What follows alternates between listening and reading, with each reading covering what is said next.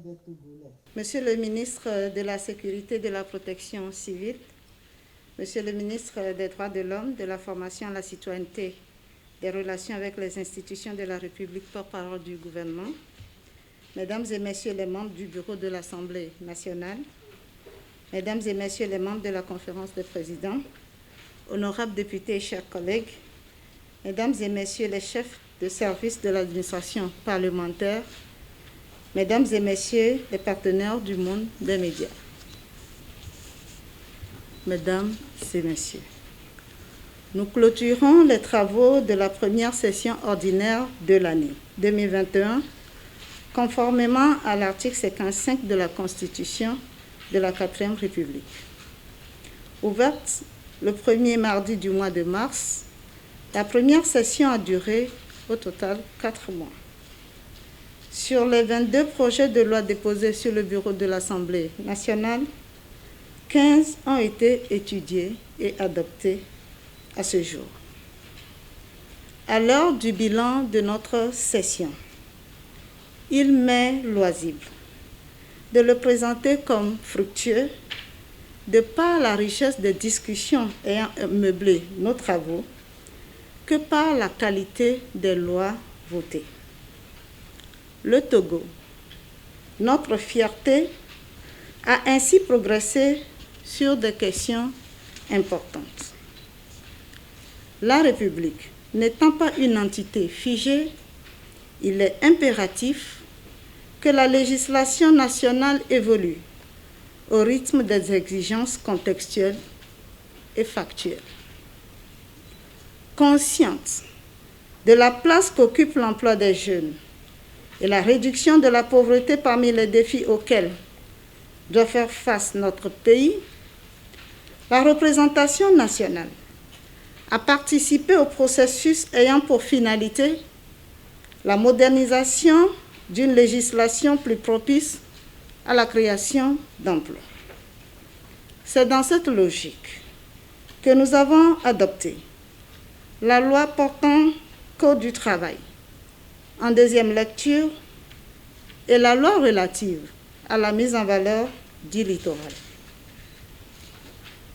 S'agissant de la modernisation de l'État et de ses structures, l'Assemblée nationale a voté le projet de loi relatif au casier judiciaire national automatisé, le projet de loi modifiant la loi organique fixant la composition, l'organisation et le fonctionnement des services du médiateur de la République, ainsi que le projet de loi modifiant la loi organique fixant les conditions de déclaration de biens et avoirs des hautes personnalités, des hauts fonctionnaires et autres agents publics.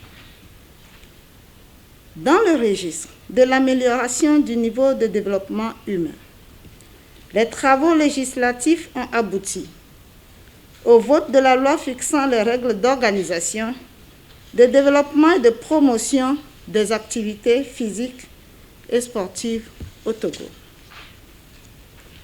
En matière de promotion des droits de l'homme, l'institution parlementaire vient d'autoriser la ratification de la Convention de l'UA sur la cybersécurité et la protection des données à caractère personnel, l'adoption de la loi organique modifiant la loi organique relative à la composition, à l'organisation et au fonctionnement de la Commission nationale des droits de l'homme s'inscrit dans ce même registre.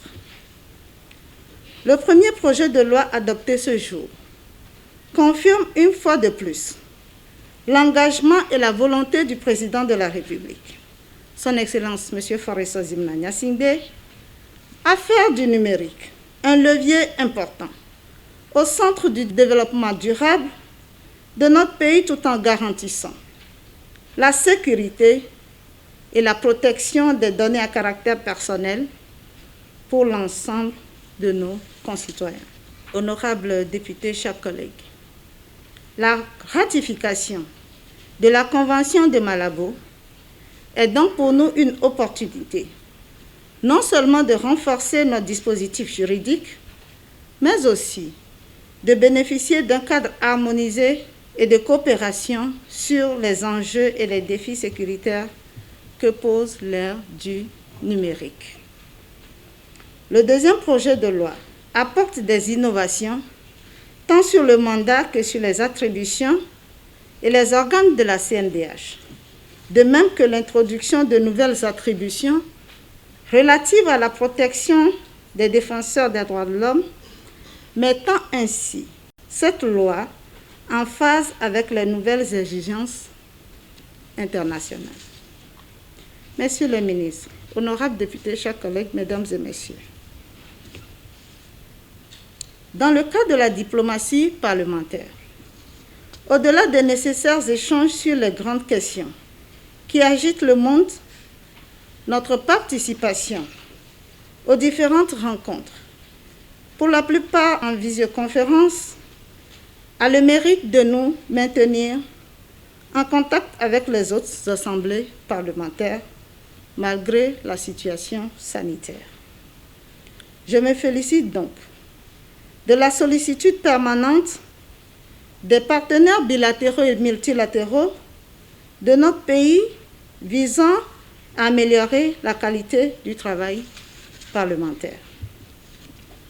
Honorables députés, chers collègues, quoique ce projet de loi adopté par l'Assemblée nationale relève de domaines divers et variés, ils s'inscrivent tous dans la vision du président de la République, Son Excellence M. Faris Azimna Singbe, vision traduite dans la feuille de route gouvernementale.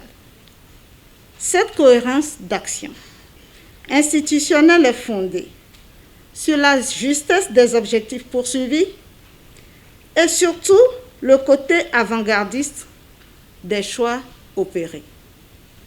Nous avons la conviction que malgré la situation sanitaire, cette vision a permis à notre pays de garder un bon niveau de réalisation des projets prioritaires, essentiellement dans les domaines à fort potentiel de création d'emplois et de richesses que sont l'énergie et l'industrie, entre autres.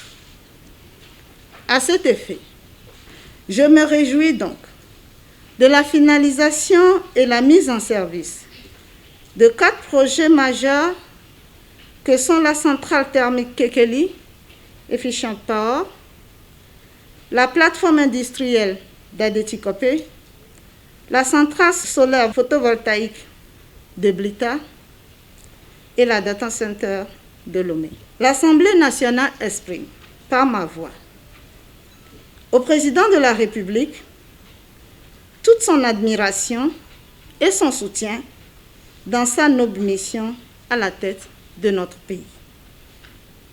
En soutenant cette vision du président de la République, l'Assemblée nationale s'est investie à donner des moyens d'action nécessaires au gouvernement afin d'accélérer le processus de production collective de la richesse. C'est le lieu pour moi alors de remercier l'ensemble des membres du gouvernement pour la parfaite collaboration institutionnelle.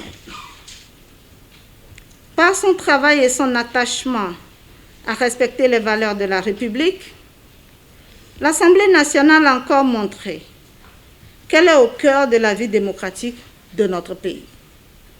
Dans ce sens, je me réjouis que les débats en commission comme en séance plénière se soient déroulés dans un climat apaisé et constructif.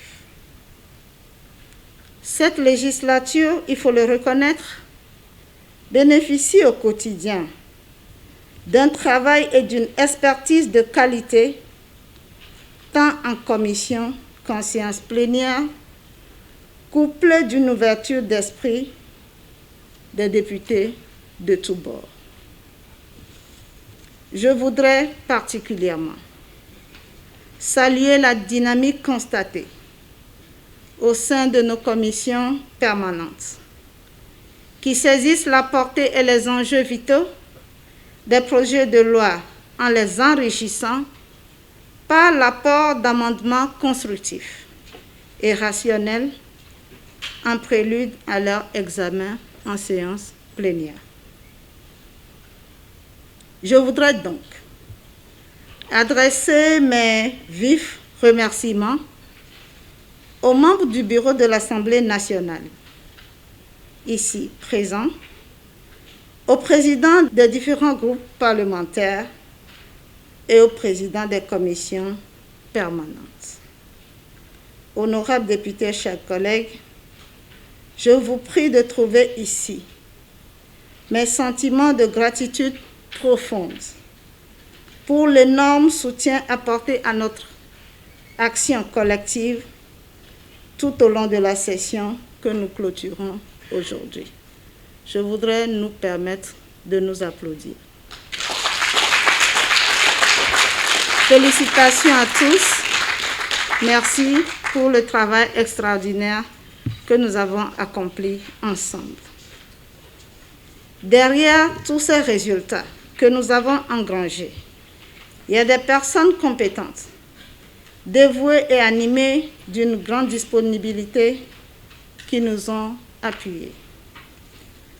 Au nom de la représentation nationale, j'adresse mes remerciements à tous les responsables de l'administration parlementaire et à l'ensemble du personnel de notre institution qui ont fait montre d'un dévouement exemplaire, et je les invite à maintenir, sinon renforcer, le rythme de leurs engagements. J'associe à ces remerciements la presse nationale et internationale. Salut les amis. Qui, à nos côtés, donne un cachet spécial à nos travaux et qui relaye au profit de nos populations tout ce qui est fait. Nous les saluons chaleureusement. Honorables députés, chers collègues, pour finir, je reste persuadée que nos productions législatives combleront les attentes de nos concitoyens.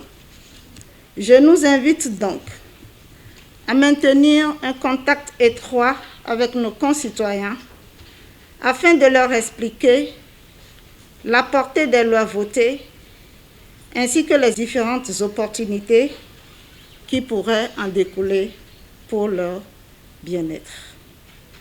Fructueux temps d'intercession à nous tous. Sur ce, je déclare close la première session ordinaire de l'année 2021.